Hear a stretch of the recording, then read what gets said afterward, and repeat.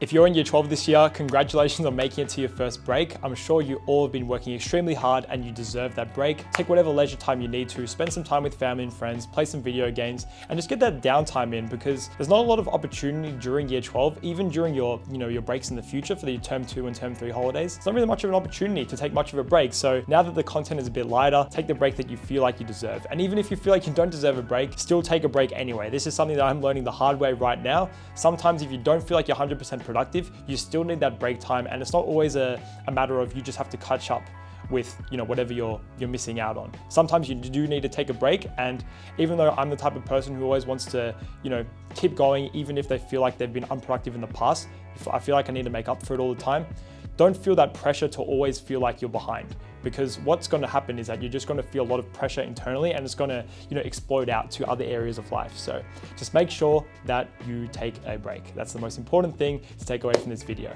So if I were giving my year 12 self advice during this period, the first piece of advice would be to be around a group of like-minded people who have similar goals to you. You don't want to be around people who have too high expectations of themselves compared to what you're aiming for, because what's going to happen is that their expectations amongst others in the group is going to bleed onto you.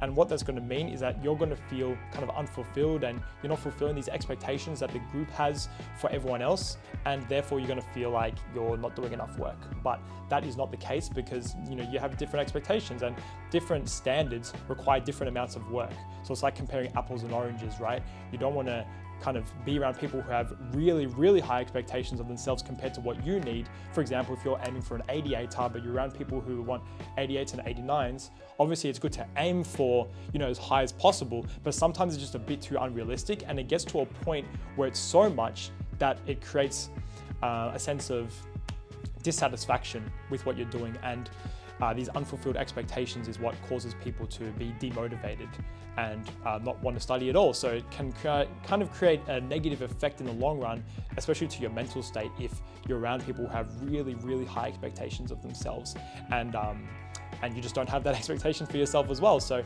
if you're mismatched amongst your friendship group, then it might not mean that you need a different friendship group. It just might mean that you need to study around people and talk about studies to people who have similar expectations to you.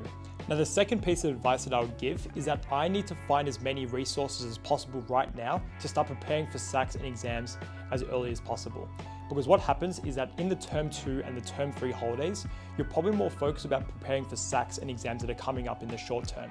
But the problem is that a lot of the resources that your teachers give are firstly kind of not substantial enough to study, and also they might not be of the greatest quality.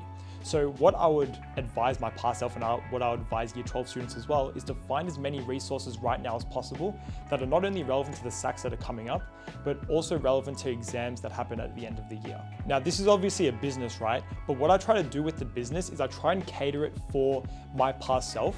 So what I would look for in the past is anything that was free and anything that had value. So if something was free and something had value, I would kind of, earmark that for something that I needed to use during VCE, and, specifically VCE Methods, because this is a VCE Methods specific space. So what I've done is I've created an online community and platform for everyone to enjoy. It's completely free to join.